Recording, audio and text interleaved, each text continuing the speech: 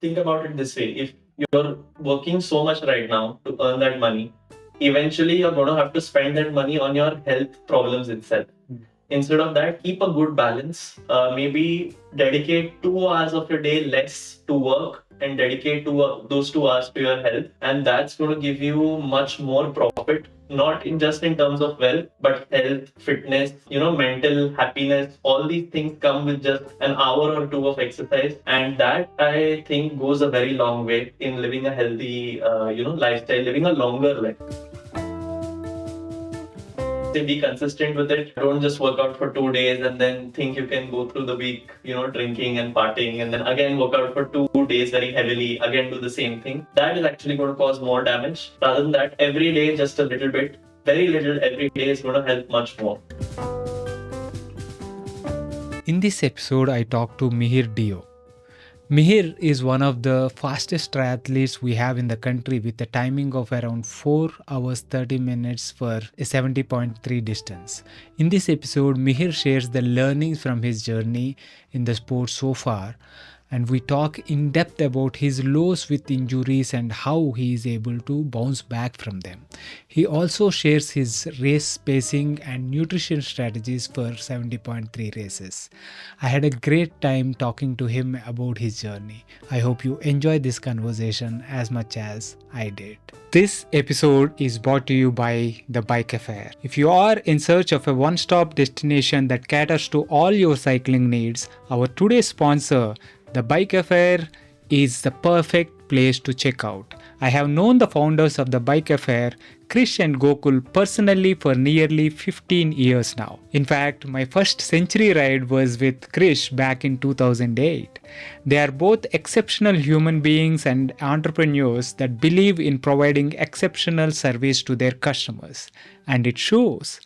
With over 14 years of experience, the Bike Affair has established itself as a trusted source offering honest advice and exceptional service. They are offering a special treat for the listeners of this podcast. You can enjoy a 10% discount on your first order by using the code BikeyWenky on their website. So if you are in Hyderabad, visit their store in Kondapur, or if you are anywhere else in India, shop online by using the link thebikeaffair.com. I will leave the link in the show notes. Now, enjoy the podcast. Hi, Mihir.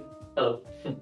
Welcome to the Working Athlete podcast. Thank Pleasure having you on the show. Thank you, and it's an honor to be here. I've seen so many good athletes over the years come here and talk to you, share their story with you, and I'm really honored that I can sit here across you and share my story with you. Yeah, many good athletes, and you are one of the topmost there. So I'm really glad we could do this today. Mihir, let us start by talking about what was your relationship with sport growing up? Okay. To be honest, I had absolutely no sporting background. Wow. Until I was almost 16 years old, I would say I was good for nothing because I wasn't good at studies, I wasn't good at sports. I was just, hovering my way through school. I wasn't really exceptional or good at anything, if I'm being completely honest. And I started actually cycling after my school when I went into junior colleges, the 11th grade. And that also I started only because when I was in school, I was in a ICST boarding school. And that means that I had to study a lot, which meant that I had to go for a lot of tuitions at that point of time. And where I was staying, the tuition was about 7 to 8 kilometers from my house. And that time I used to go on cycle to the tuition. And I had tuitions on for a couple of years.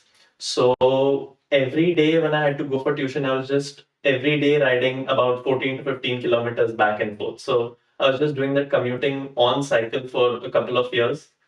And that's when I started to realize that I'm actually enjoying cycling a lot, even though it was just a basic commute. But at that point of time in school, I had a very basic bike, barely 5 or 6 years, super heavy bike, costed 5 or 6 thousand that time, which is very cheap. Now that we are in this sport, now I can look back and say that was very cheap. But that's when I realized that I'm actually enjoying cycling. And after I passed out of school, I realized that I was enjoying cycling so much that I wanted to try and explore it a bit more. So generally, when people pass out of school, the first thing they do is go and buy a two-wheeler so that they can roam around like a scooter To college. to college and all. But I requested my parents that maybe I can get a better bike rather than a scooter. And that time, I remember the first mountain bike I had got was a Fuji mountain bike, and that costed 30,000. And my dad had warned me that if I didn't use it up to its full, potential, then he would sell it off. Because again, at that point of the time, 30,000 was a lot. Yeah. Just when you're getting into cycling, the first bike that you get. So yeah, I am really glad that my dad allowed me to get that bike and he got it for me.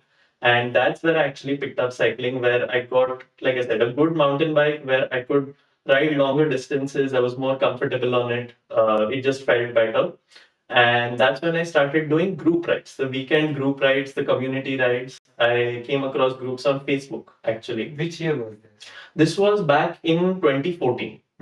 So this was exactly 10 years ago. 10 years ago is when I actually picked up the first mountain bike and I started doing group rides.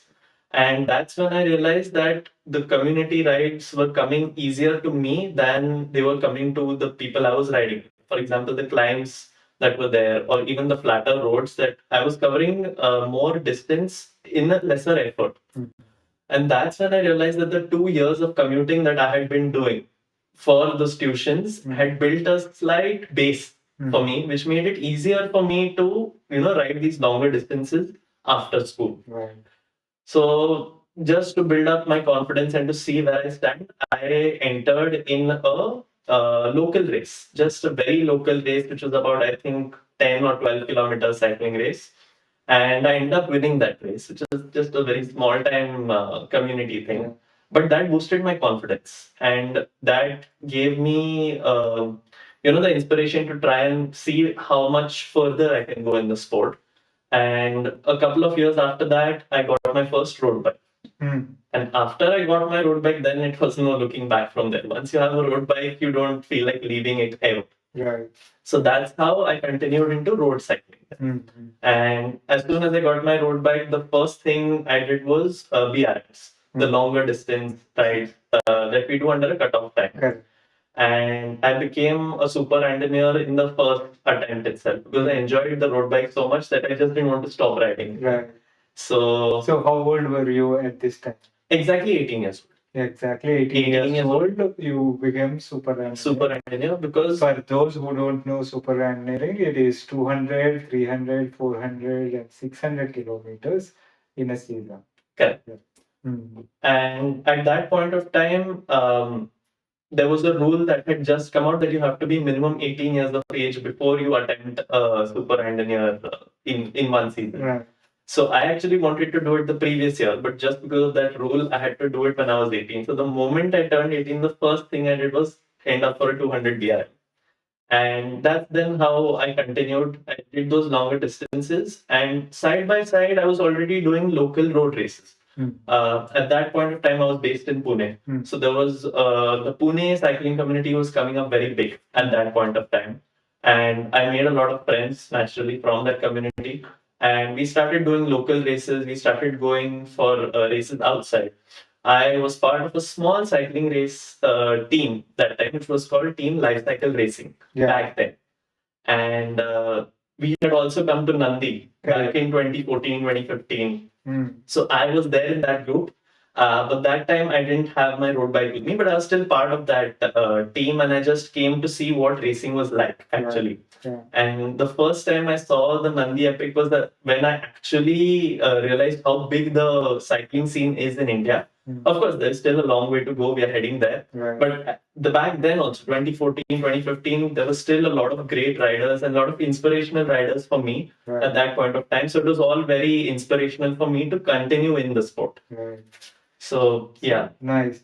So that was in 2014 when you came to see the racing in Bangalore.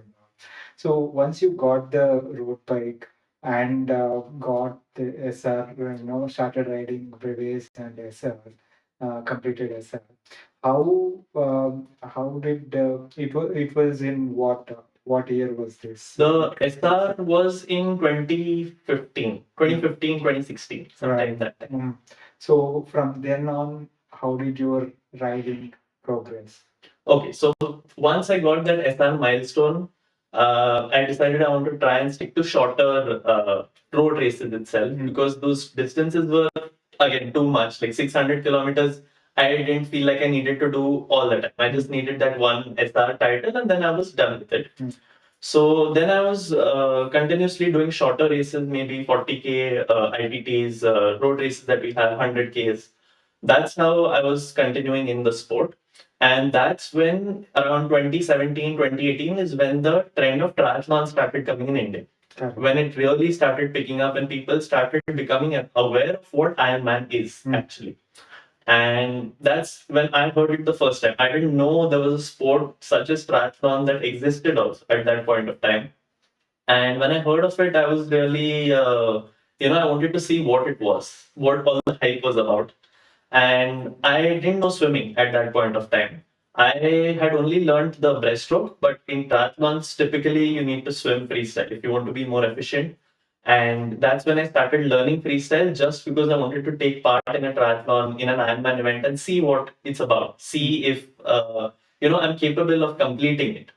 And 2018 is when I started to learn the freestyle swimming stroke. And then 2019 is when I actually did my first half Ironman, the Ironman 70.3 event. So right from 2014 to 2018 almost, it was all just cycling. First started with mountain bike, then moved to road, and then into triathlons in 2018. Yeah, very, very interesting.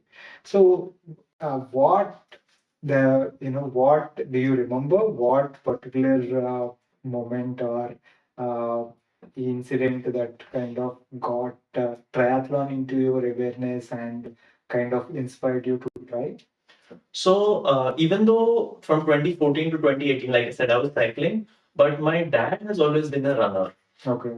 And even when I was in school, even though I wasn't very good at it, in the summer holidays, for example, he used to take me out for runs sometimes.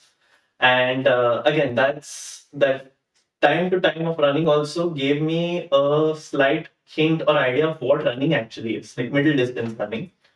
So I realized that when I was cycling, I enjoyed running also. From that 4 year span of 14 to 18, I was doing a bit of running here and there. I took part in a few duathlons also. And those also turned out to be really well for me. Like timing wise, I was very comfortable in the higher time rankings. And that's when I knew I was comfortable with cycling, I was comfortable with running. Now the only question was swimming. Like if I add swimming into it, I do a triathlon, right? Right. So I had a few friends in Pune itself that time who were actually part of the whole triathlon community and they had done an Ironman that time and they were all talking about it. So just being in that friend circle, I realized, okay, now this is something I need to do because everyone else has done it and I haven't done it. So I felt like, I also need to be part of it. So that's when I decided why not give it a try. Nice, nice. So once you, what was your first triathlon event and how did that go? The first one was the Ironman 70.3 in Oman. This was back in 2019, March. And yeah, it was really good, a very overwhelming experience because that was the first time I actually traveled out of the country also. I had never been out, for whatever reasons, I had never been out of the country.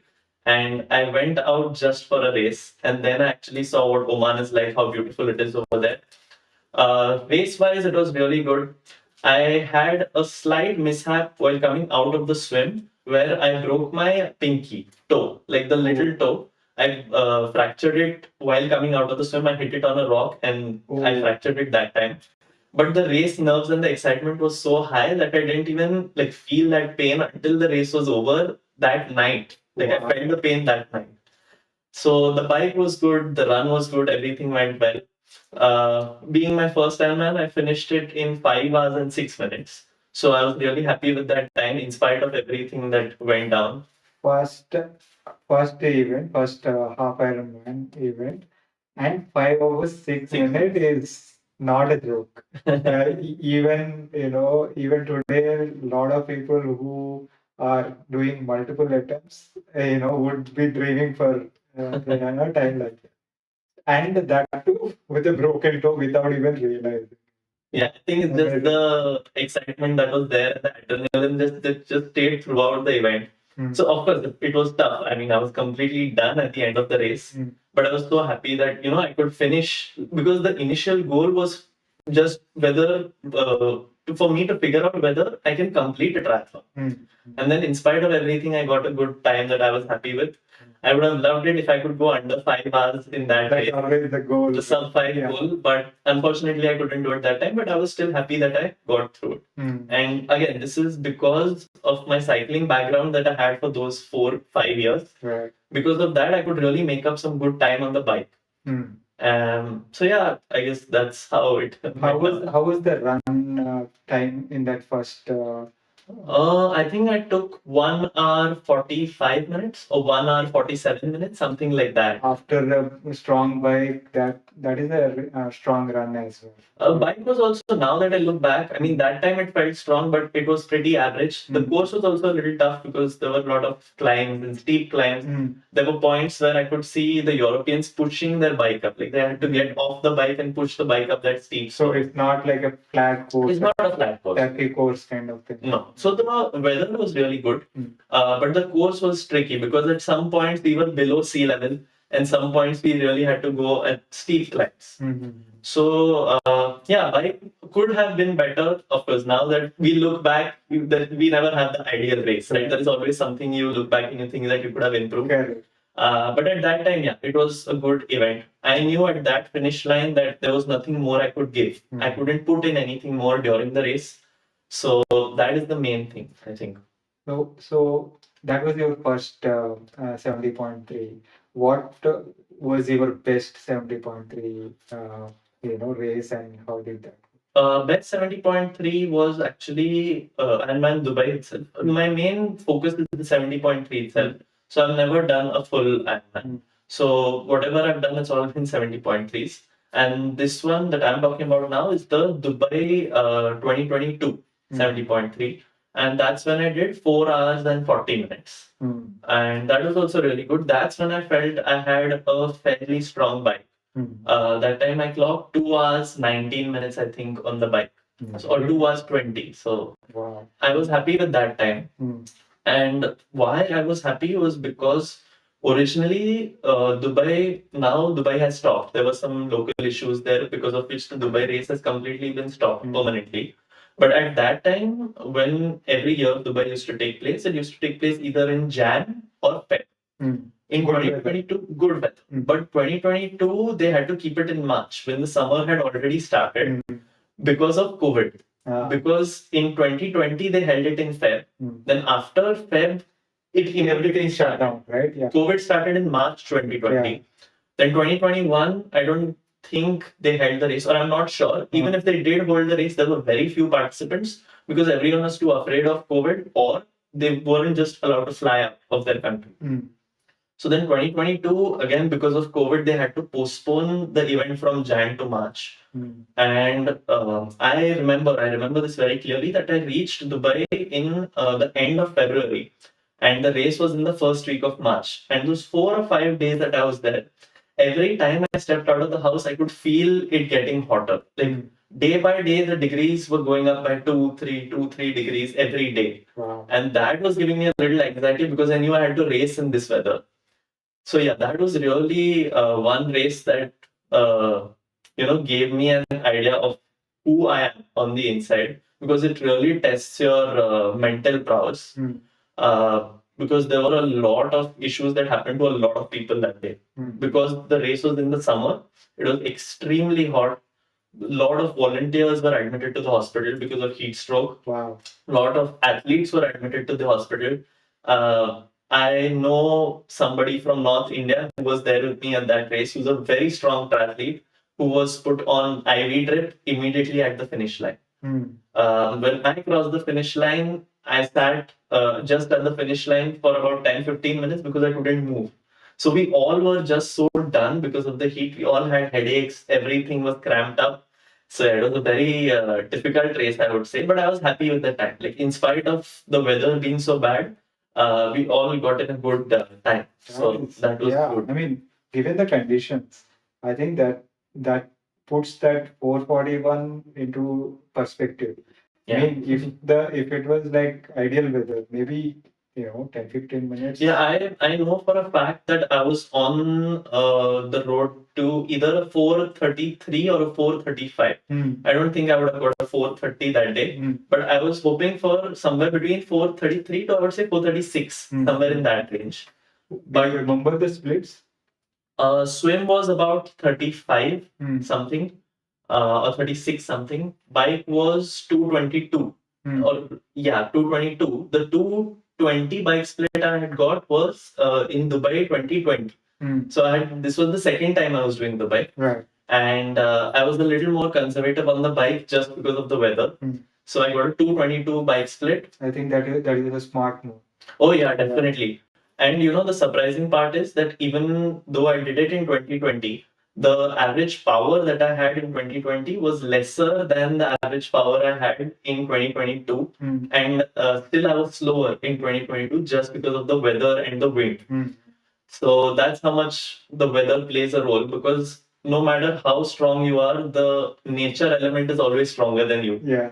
So you have to be conservative. You have to, surrender to that element, surrender to the weather, not go against it. Correct. Take those into consideration. Absolutely. Kind of accept and work Accept with it, them. connect with it, embrace it, and then only move forward. Right? So you can never take the nature element for granted. Right. So And yeah, the run? the run I think had done 135 if I'm not wrong. Wow. Nice. So again, not the ideal run, but because of the weather, I got off the bike the first kilometer itself. I was like, I don't want to do this anymore.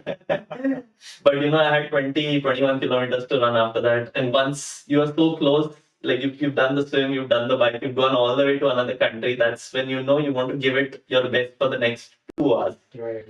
And then you're done with it for a very long period of time. So yeah, that was good. Nice. When it goes well, Right. and despite the conditions, that is when you are like, wow, yeah.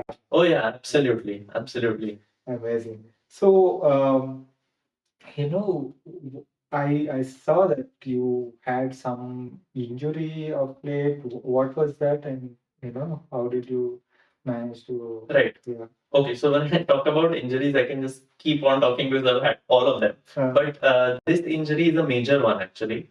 This I had broken my femur, so the longest bone in the body, the thigh bone. I had broken my femur and I had a bike crash. Oh. So I was here training in Goa itself. This was back in 2022 itself. Oh. So just after the Dubai race, a few months after the Dubai race, I actually wanted to participate in Ironman Goa. And that's what I was training for. Wow. And I had come fresh off the Dubai race. I was very confident. I had another 6 to 7 months to properly train after Ironman Dubai for Ironman Goa. And I was very confident that I would be in great shape for Ironman Goa because I had just come off the Ironman Dubai race and I was very confident. I had that momentum going into Ironman Goa. Right. And my entire training block went really well. I was probably in the best shape I've ever been. And in September 2022 is when I was training here in Goa and I came down a ghat. And while descending the ghat, I had a bike crash. It was nobody's fault. No vehicles, no cyclists, no vehicles around me.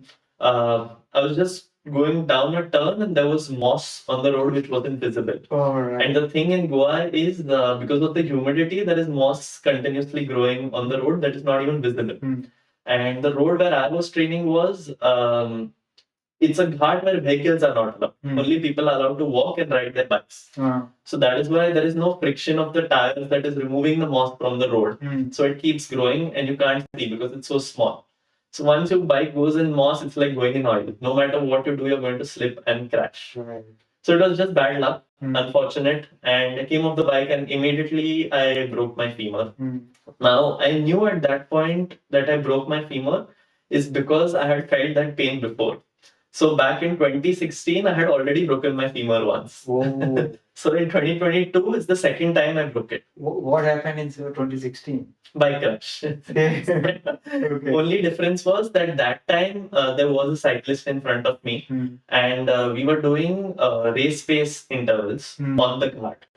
And I was in his draft, and we were going up. But we all know that in the racing world, you are responsible for the rider behind you, right? So your indications have to be there when you're slowing down, when there is something in the way, when there's something dangerous coming, you indicate through your hand that there is something dangerous in the way, or that I'm slowing down, getting off the saddle. Anything that is out of the ordinary, you have to indicate so that the rider behind you knows what is going on in front of you. Right.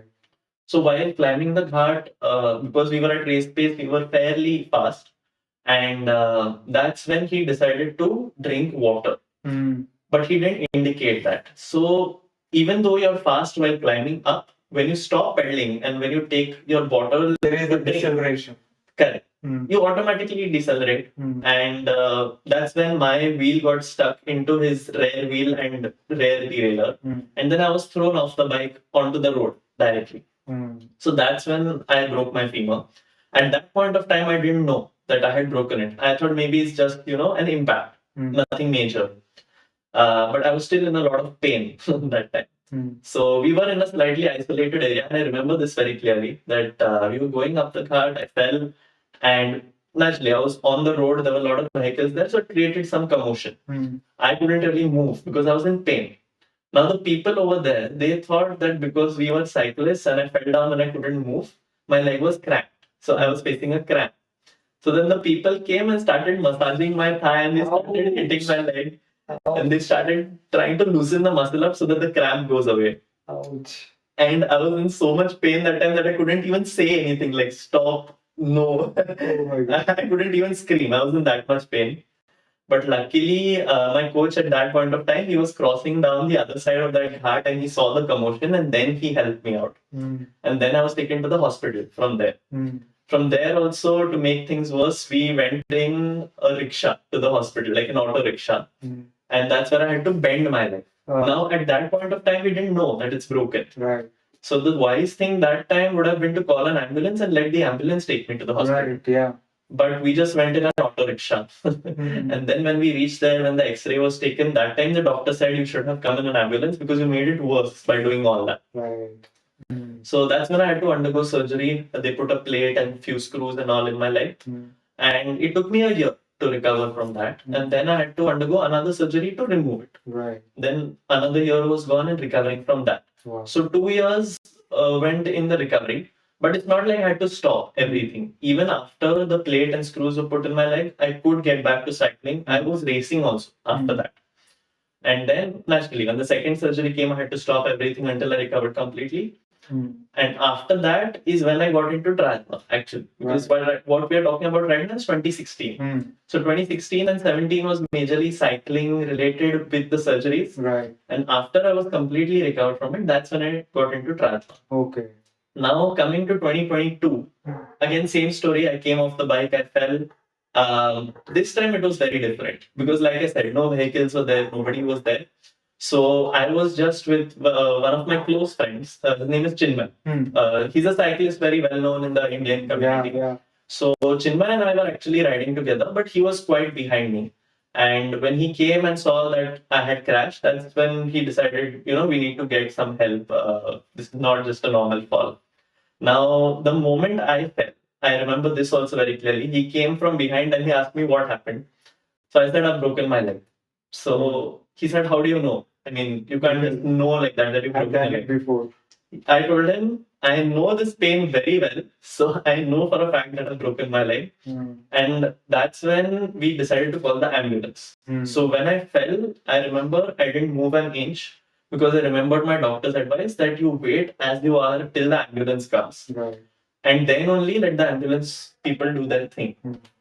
So we were at the border of South Goa and it took an hour for the ambulance to come after that. Wow. So for an hour, we were just, on the road. I was lying down on the road. He was just there. We were just having a chat.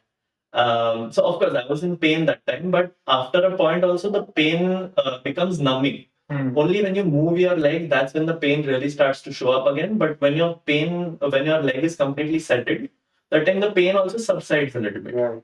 So I remember all these moments very clearly. I was lying down, we had an hour. I called my mom. I called her on video call. She asked me, why are you lying down on the road? So I said, Mom, I've broken my leg again. So she started scolding me. She didn't say how, why. She started scolding me because she knew what we had to go through the first time. Right. And now she knew that we had to do it all over again. It's the same leg? Same leg, same bone, everything same. Right. So she knew the entire process that we had to do it all over again. So she started scolding me. She said, why are you in this sport? Leave it, this, that. But yeah, in the end, the ambulance came. I was taken to the hospital, X-ray done. It was broken. Only difference was this time it was broken in 3 different places. In 2016, it was broken only in one place. So again, I had to naturally get surgery. For that, I had to go back to Pune because my doctor who had operated on me before, we wanted to get it done from him only. Right. And yeah, so I went back to Pune in the car. That was a different adventure altogether because with a broken leg, I had to drive to Pune. I had a friend who was driving me there, but I had to sit in the back seat for 10 hours and go through all that. So I would say it was an inconvenience, but in the end, the surgery was done well. Everything went well. So I'm really thankful that everything went well. No major complications. Everything was good. And in 2023, last year, just a few months ago, 9, 10 months ago, is when I had the surgery again to remove the plate and the screws. And naturally, after that, the recovery process started again. Because no matter what, you still have those holes in your bone, right? Correct. When the screws are removed, when the plate is removed, those screws where they have been drilled in, those holes need to fill up again. Correct. So technically, it's again a fracture. So the recovery process again completely starts. And it took me a few months to recover completely from it, but now I'm back to it again. Swimming, running, cycling, everything is on. My next race is in a couple of months, so I'm training for that now. Nice. Which one is that? This is the Bergman Kolhapur race, which happens every December. Right. And I'm doing the Olympic distance. So that is a 1.5 kilometer swim, 40 kilometer bike, 10 kilometer run. So I mentioned that 70.3 is my main distance, but because I'll be racing now after almost 2.5 years, Right. because my 2.5 years have gone just in surgery and recovery, Right. surgery, recovery. So I'm doing a slightly shorter distance, the Olympic distance, for me to understand where I stand right now, just like a test race. Right. And once I have a clear picture of where I am with the competition, where I am with my own timings, what I'm lacking in, that's when I can start January on a fresh note and then train throughout the year for the different events that come in the next year. Right. So next year, my main goal is naturally going to be Ironman Goa 2025 because I've been wanting to do this race for a long time and I was training so well for it, and that's when I had the injury. So it's like unfinished business now. Right. So yeah, 2025 Ironman Goa is the next major goal. So let's see how it goes. Yeah. Yeah. So when you go through these difficult injury phases, right? When you are off the bike and you're basically not able to do anything. Yeah. So these are some of the most difficult times, Yeah. right? How was it for you? How did you deal with the mental side of these difficult days? So the first time it was a little tough because I didn't know what had to be done, what the future holds. Will I be able to get back to my sport? All these questions were there at that time. So it was a little difficult initially. The doctor had assured me that if my recovery and strengthening post recovery goes well, then everything should be fine. So I was very relying on my doctor at that point of time. So I was just taking his advice. I was doing whatever he said. And initial days, like I said, were a little tough. Mentally, you can't do anything. And especially when you are a proper athlete, like competing, and then you have to completely come down to zero, it becomes a little tough. But luckily, my family was there to support me. My friends were there to support me. So it was never that it was too difficult. And what I've noticed is that these injuries, the time flies by so fast that you don't even realize when you come out of it, you know. So when it came to both my injuries, actually, I was of the mindset that because my lower body is completely, I can't use it that much, might as well focus on the upper body. So there was no point of time where I had to completely stop everything. Right. Maybe for the first 2 weeks after surgery. Right. That's when you have to rest. But after that, I could at least start working on my upper body, if not the lower body. Okay. So I was in bed, I was working on my core, maybe some resistance band exercises, something or the other was always on. It was never completely off. Okay. So that kept my mind also happy that, some form of exercise I'm getting in. And once I was allowed to do physiotherapy for my leg also, then there was no looking back from there. Then I could continuously alternate between upper and lower body. After there was enough strength, I could start with swimming initially because swimming is the easiest on the body because there's no impact. Right. Then I picked up cycling and then naturally running comes last because of the impact that goes through it. Right. So running, I had to take some time to recover from it, strengthen a lot. But yeah, everything is good now. Excellent. I like what you said. Instead of focusing on what you cannot do, focusing on what you could do. Yeah. Even given the situation. Correct. The glass is always half full, right? It's Yeah. not half empty. So So now let us talk a little bit about how you would pace a triathlon. Let us take 70.3. right. Say for someone who is looking to do their first or second or whatever, how would what was your pacing strategy like, and how could one focus on that? So are you asking me about my pacing strategy for my latest one, like the Dubai, like my best one? Yeah, best Okay. If someone is looking to do their first one, I would suggest, of course, the preparation is the most vital part. You have to be consistent for a minimum of 6 to 7 months in training. Like I said, consistent is the most important word here. Just training on the weekends very heavily and doing very little work through the week, it's not going to work. Let us start with the training aspect. Right. So, Right. so that you know how you would structure the training, and then we will get into that. Yeah. So, of course, it depends from person to person what the training is going to be like. It depends on what background they're coming from. Main thing is majority of the people who do their first triathlon, they are not looking to be professional athletes at that point of time. Right. Maybe down the line, if they feel that they're doing really well, they develop into professional athletes, but everyone starts as a recreational athlete. Yeah. That's when they have a family, they have work to take care of, maybe school or college students, they have their exams to look into. So it's not just the triathlon aspect that they're focusing on. They have a lot of different things going on in their life.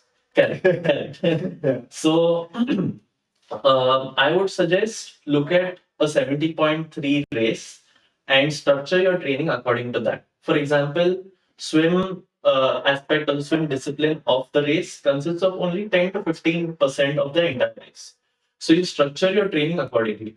If you're training 10 hours in a week, then just dedicate 2 hours to the swim, or maybe 1.5 hours to the swim, because that consists of about 10% of the race. Naturally, you give your longest time to the bike because that's almost 50% of the race. And then the remaining time, the 40, whatever, the 30, 35% of the run that is there, that again you structure in your training week accordingly. So the ratios that are there, the percentages that are there, they should correlate with each other. Okay. Now, like I said, it depends on the background also that an athlete comes from. For example, I came from a cycling background. A strong cycling background. So I didn't have to focus as much on the cycling aspect of it as much as I had to focus on the swim because I didn't know how to swim. Now, if I'm giving 6 or 7 hours to the bike and I'm giving just 1 hour to the swim, it doesn't do justice because I have a lot of scope for improvement in the swim, but I don't have that much scope for improvement in the bike. So initially, I will focus on the swim aspect and get it to a level where, okay, now it's slightly in balance with the bike and the run. And that's when I can structure my plan according to the percentages. So it's very important what background the athlete comes from. If it's completely new, then like I said, correlate the percentages. Makes sense. Now, coming to the second aspect that I mentioned earlier is the consistency.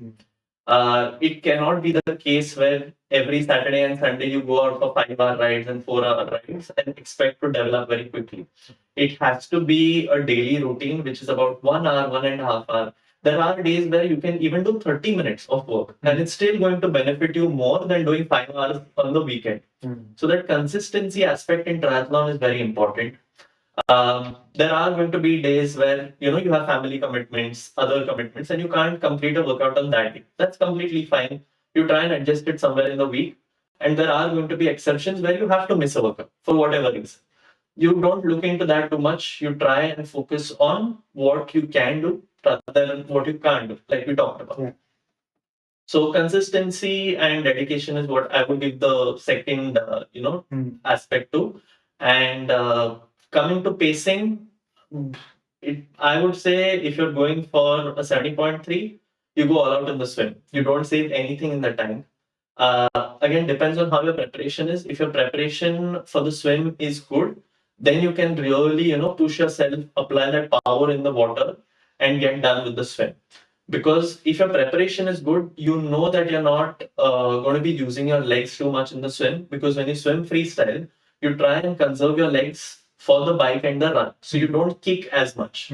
Now, if you're an athlete who's doing breaststroke and then you're going for the bike and the run, you're going to be using your legs much more. And you'll feel that during the run. You'll feel great during the swim. You'll feel great during the bike. But your run is going to be terrible. So I always suggest athletes to, take some time in advance and prepare for freestyle. Don't be intimidated by it. Again, accept it, embrace it. The initial phase of freestyle is very hard. Feels very difficult because it's very difficult to breathe because your body is working continuously in freestyle and you're not used to it. But yeah, take at least 6 to 7 months in advance, maybe a year in advance, prepare for freestyle properly, and then swim freestyle through the event, and then go all up in freestyle. You don't have to worry because once your freestyle work is done, once the swim is done, there is no use of the upper body. It's completely done. That's when you focus on the bike and the run, and only the lower body is involved. I would say muscular use, only the lower body is involved. To hold yourself in maybe the aero position or the hoods on the road bike. And then the swing, arm swing. So arm swing, that is going to require a very minimal upper body effort, but the main effort is going to come from the lower body. So I would say go all out in the swim. Again, depending on what your course is like for the bike and the run, you have to pace it accordingly. The race that I did, it was a tricky course because it was a slight up, falls flat. For 45 kilometers, it was just going up, up, up. And then it was coming down the remaining 45 kilometers. So it was an out and back course. And it was completely crosswinds. So you don't get support from the wind at any point of time. Right.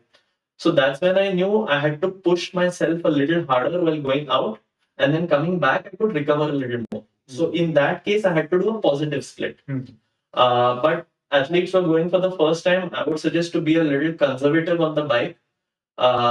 Because I have a strong cycling background, I knew exactly what my body was like during the race, how much power I had to push in watts, what heart rate I had to maintain. But otherwise, if you're a new athlete, just stay a little conservative, focus on the nutrition. In a 70.3 race, your nutrition is either going to make or break your race completely. There is no chance that you'll go through the entire race without proper nutrition.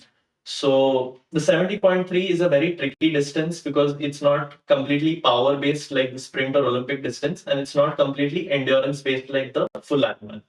It's a tricky distance. If you have to compare it, you can compare it with the 800 meters or the 1500 meters on the athletics track. But it's not completely speed and it's not completely endurance. Right. So that 70.3 is tricky, and that's where the nutrition plays a very important part.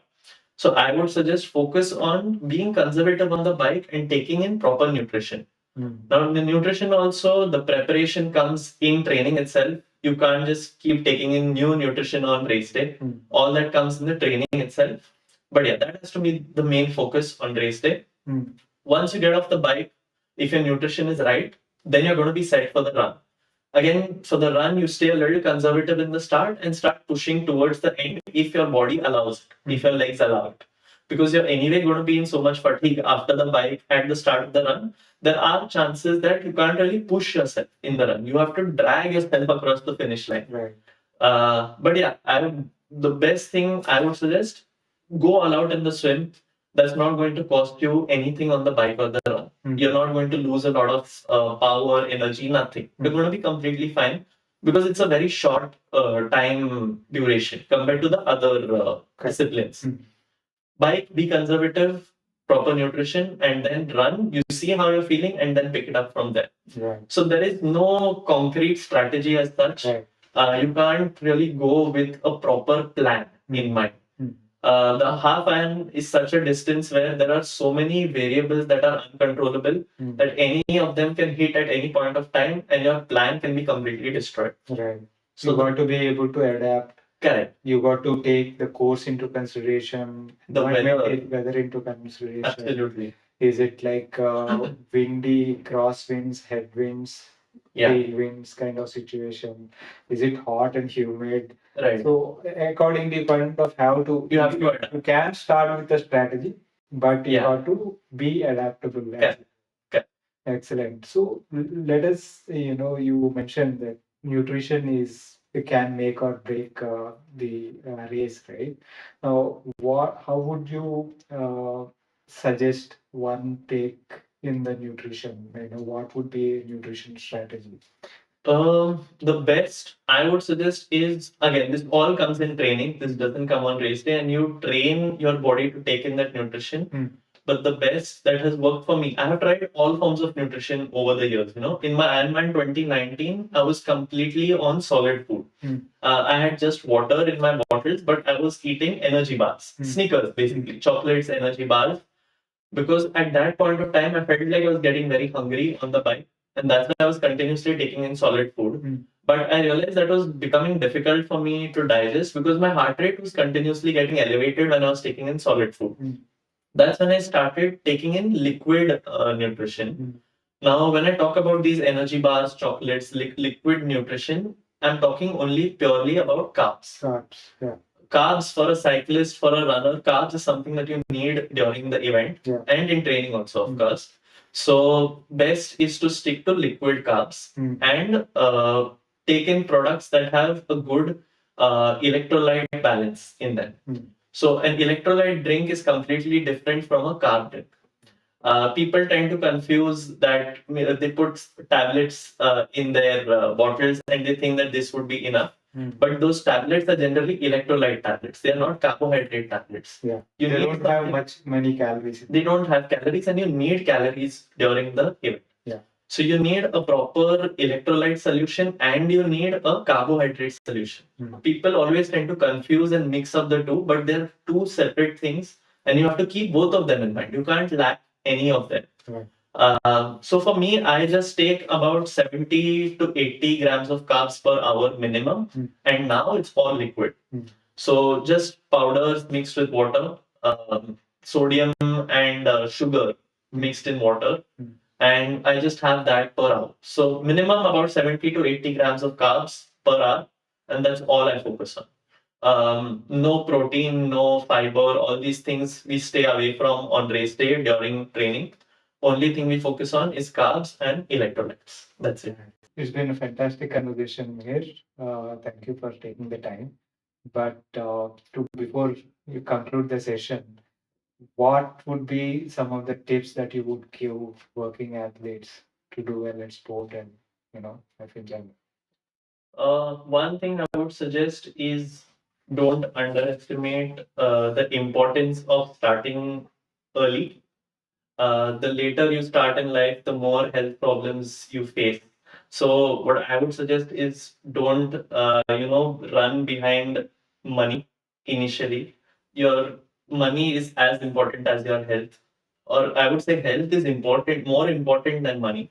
And people tend to forget that when they are my age, when they're about, I'm 27 right now, and in their mid 30s is when people start to earn money the most, and that's when they start to ignore health the most. And now, because I've been in this field for 10 years, I am a full-time coach now, and I've trained a lot of people, and I've seen the health problems that come as you get older in life. And the earlier you start, the more chances are of those health problems never coming your way.